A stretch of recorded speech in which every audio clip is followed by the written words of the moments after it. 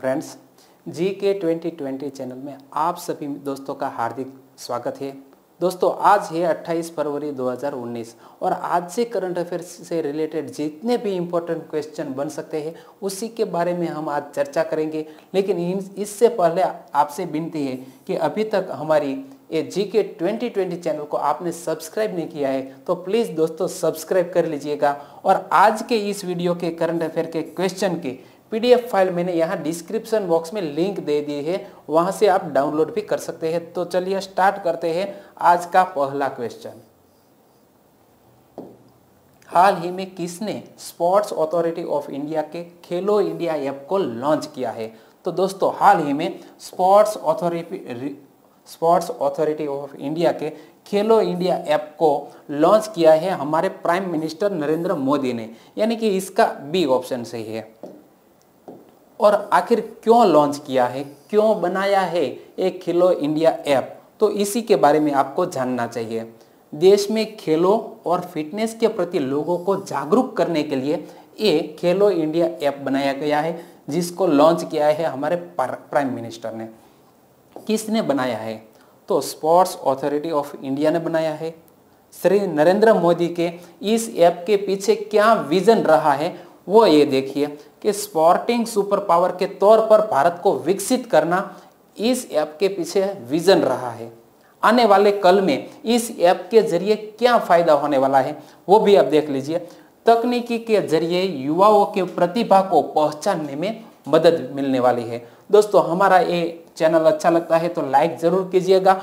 आगे बढ़ते हैं अगले क्वेश्चन की ओर।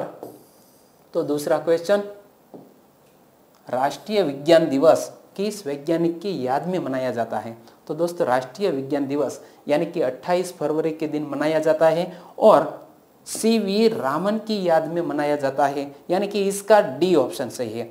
आज है राष्ट्रीय विज्ञान दिवस, तो इसी के बारे में हम जानते हैं। आखिर कब मनाया जाता है? 28 फरवरी हर साल को मनाया जाता है। किस वैज्ञानिक की याद में मनाया जाता है?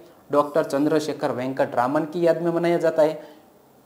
क्यों मनाया जाता है? क्योंकि इस दिन हमारे चंद्रशेखर वेंकट रमन ने रमन इफेक्ट की खोज की थी और उसी की याद में मनाया जाता है। और CV रामन को किस क्षेत्र में नोबेल प्राइज मिला था? तो फिजिक्स के क्षेत्र में 1930। और दोस्तों, आज है नेशनल साइंस डे, तो आज के इस डे की थीम क्या है वो भी आपको पता होनी चाहिए। The science for people and the people for science, जो आज के नेशनल डे की थीम है। आगे बढ़ते हैं तीसरे क्वेश्चन की ओर।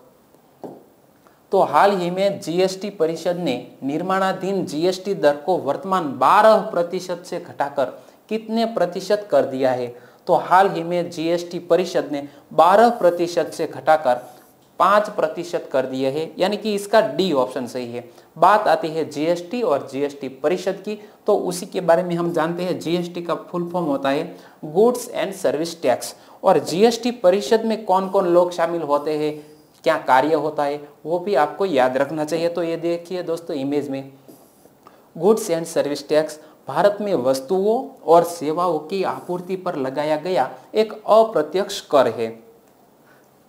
GST परिषद क्या काम करती है? तो कि कर की दरें, नियम और कानून GST परिषद द्वारा शासित होते हैं, जिसमें केंद्र और सभी राज्यों के वित्त मंत्री शामिल होते हैं। GST परिषद में सभी राज्यों के वित्त मंत्री और केंद्रीय वित्त मंत्री GST परिषद में शामिल होते हैं। और GST परिषद के अध्यक्ष कौन होते हैं? हमारे वित्त मंत्री होते हैं, यानी कि अरुण जेटली हाल ही के GST परिषद के अध्यक्ष हैं। आगे बढ़ते हैं अगले क्वेश्चन की ओर दोस्तों। तो चौथा क्वेश्चन आपकी स्क्रीन पर, हाल ही में RTI एक्ट यानी कि राइट टू इंफॉर्मेशन एक्ट 2005 के तहत केंद्रीय सूचना आयोग, जिसे इंग्लिश में बोलते हैं सेंट्रल इंफॉर्मेशन कमीशन, तो केंद्रीय सूचना आयोग में एक अपील दायर की गई। तो बताइए हाल ही में हमारे सूचना आयुक्त कौन है? तो दोस्तों, हाल ही में हमारे सूचना आयुक्त है सुधीर भार्गव, यानी कि इसका ए ऑप्शन सही है। और आपको यहाँ इमेज में देख रहा है वो है केंद्रीय सूचना आयोग का भवन।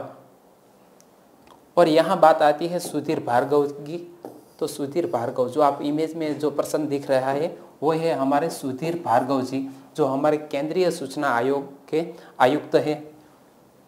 यहाँ बात आती है केंद्रीय सूचना आयोग की स्थापना कब हुई थी। केंद्रीय सूचना आयोग की स्थापना 12 अक्टूबर 2005 को भारत सरकार द्वारा सूचना के अधिकार अधिनियम 2005 के प्रावधानों के तहत की गई थी। लोकतंत्र में ये CIC की क्या भूमिका है, तो दोस्तों याद रखिएगा, केंद्रीय सूचना आयोग शासन की प्रणालियों में पारदर्शिता बनाए रखने में महत्वपूर्ण भूमिका निभाता है, जो लोकतंत्र में आवश्यक है। दोस्तों हमारे इस वीडियो को शेयर करना मत भूलिएगा। आगे बढ़ते हैं अगले क्वेश्चन की ओर। 5वां क्वेश्चन, हाल ही में किसने भारतीय रेलवे में सभी डिजिटलीकरण प्रयासों को शामिल करते हुए और पारदर्शिता और जवाबदेही को बढ़ावा देने के लिए रेल दृष्टि डैशबोर्ड लॉन्च किया है? तो दोस्तों हाल ही में रेल दृष्टि डैशबोर्ड लॉन्च किया है पीयूष गोयल ने, यानी कि इसका ए ऑप्शन सही है। तो दोस्तों ये रेल दृष्टि डैशबोर्ड क्यों और कैसे एक्सेस किया जाएगा, तो हर मोबाइल, टैबलेट और कंप्यूटर के जरिए ये रेल दृष्टि डैशबोर्ड का हम यूज कर सकेंगे और सभी ट्रेनों के बारे में हम जानकारी जुटा सकेंगे।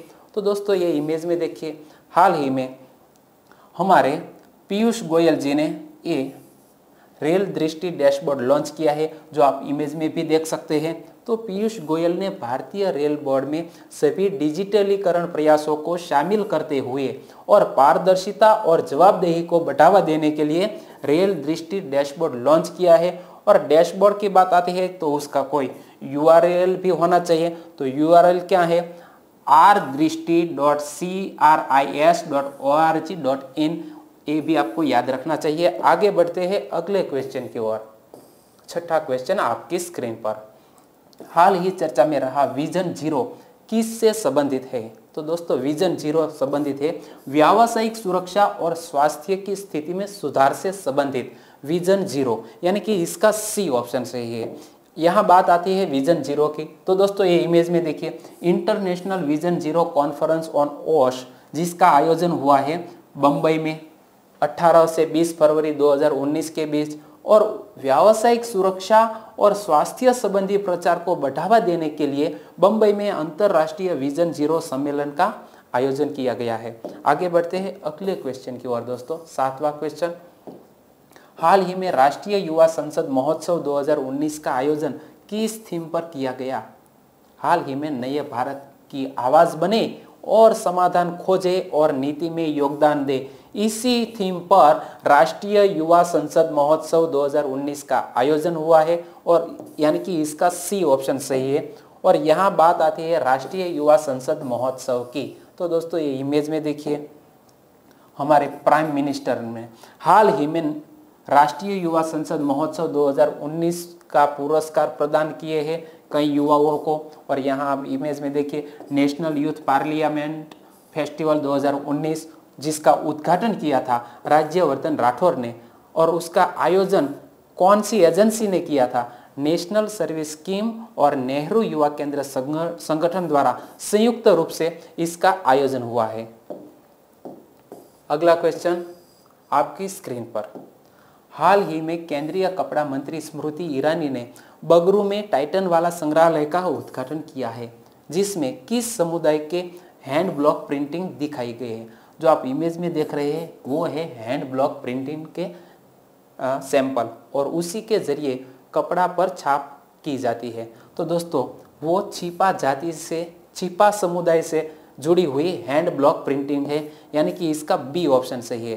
तो दोस्तों ये बात आप इमेज में देखिए, छिपा समुदाय है, वो छिपा समुदाय हैंड ब्लॉक प्रिंटिंग इस तरह करते हैं, जो आप इमेज में दिख रहे हैं, कापड़ बिछाया हुआ है और उसी पर हैंड ब्लॉक प्रिंटिंग की जाती है। और हाल ही में टाइटन वाला संग्रहालय का ओपनिंग किया है हमारी कपड़ा मंत्रालय की मंत्री श्री स्मृति जुबिन ईरानी ने, और कहाँ किया है? राजस्थान के बगरू में ये आयोजित हुआ है टाइटन वाला संग्रहालय।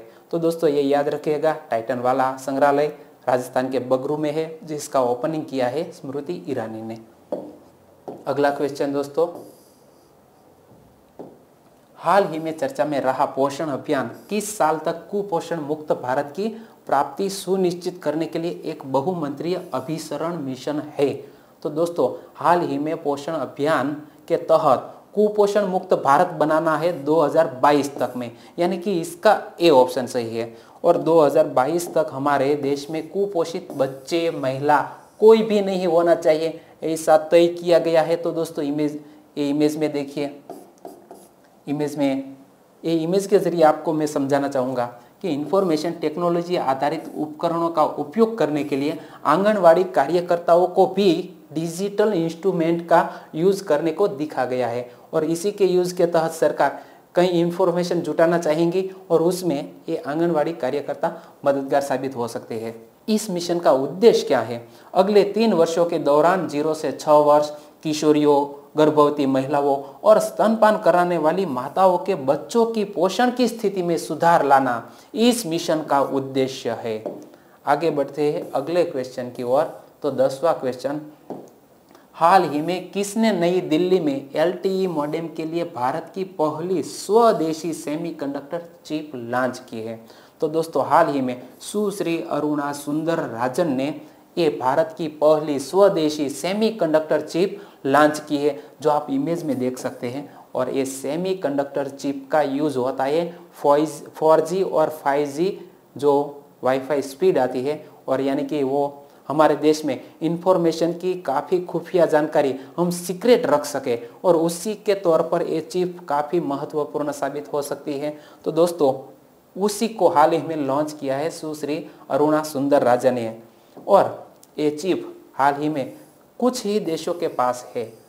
दोस्तों ये इमेज में देखिए, तो हाल ही में हमारे दूरसंचार सचिव कौन है? श्रीमती अरुणा सुंदर राजन। और सिग्नल चिप के संस्थापक और मुख्य कार्यपालक अधिकारी कौन है? हिमांशु खसनेस। और वर्तमान समय में केवल 8 कंपनियां और कुछ ही देश सेमीकंडक्टर चिप का निर्माण कर सकते हैं, और इसी के बेड़े में आज हम शामिल हो गए हैं सिंगल चिप का निर्माण करके। और वो हमारी पहली स्वदेशी सेमीकंडक्टर चिप है, नाम है सिंगल चिप, जो 4G और 5G नेटवर्क में काफ़ी योगदान कर सकती है। आगे बढ़ते हैं अगले क्वेश्चन की ओर। 11वां क्वेश्चन, हाल ही में समाचारों में देखा गया अस्थाना घोषणा किससे संबंधित है? तो अस्थाना घोषणा प्राथमिक स्वास्थ्य देखभाल से संबंधित है, यानी कि इसका डी ऑप्शन सही है। और बात आती है अस्थाना घोषणा की, तो अस्थाना घोषणा की कहाँ गई? ये देखिए दोस्तों, अस्थाना स्थित है कजाकिस्तान में।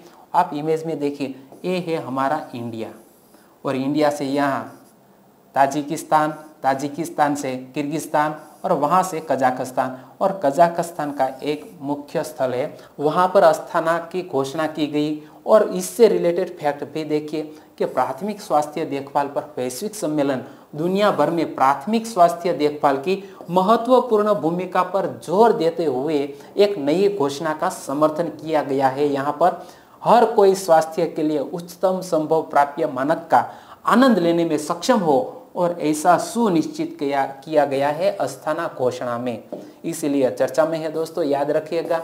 आगे बढ़ते हैं 12वां क्वेश्चन, हाल ही में किस राज्य ने जय किसान फसल ऋण माफी योजना के तहत किसानों के ऋण माफ किए हैं?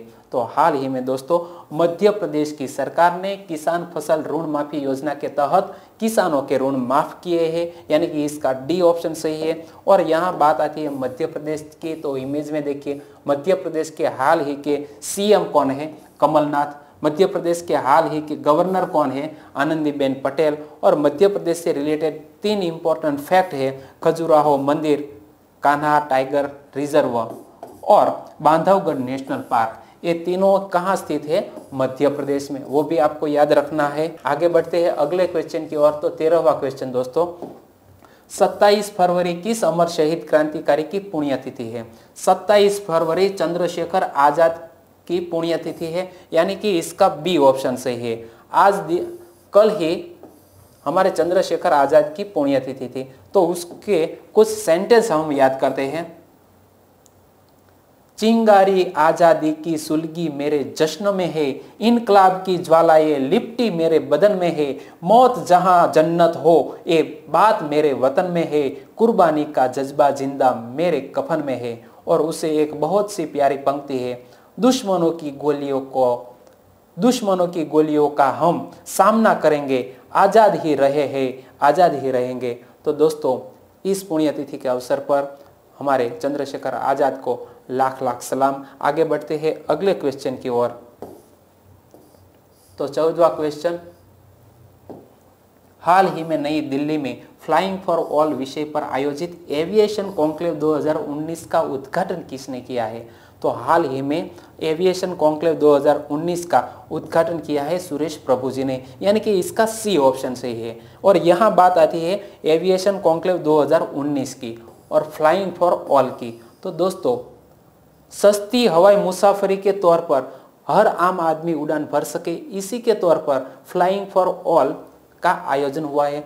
और सुरेश प्रभु ने हाल ही में ये हवाई यात्रा का किराया है उसमें कमी लाने के लिए एक किया गया एक आदर्श प्रयास है। तो हम जानते हैं सुरेश प्रभु ने कहा सरकार के सभी के लिए उड़ान बनाने के दृष्टिकोण को साकार करने के लिए एक वास्तविकता भारतीय विमानन क्षेत्र में सत्य क्रांति लाने की ओर एक उठाया गया महत्वपूर्ण कदम है सुरेश प्रभु जी का।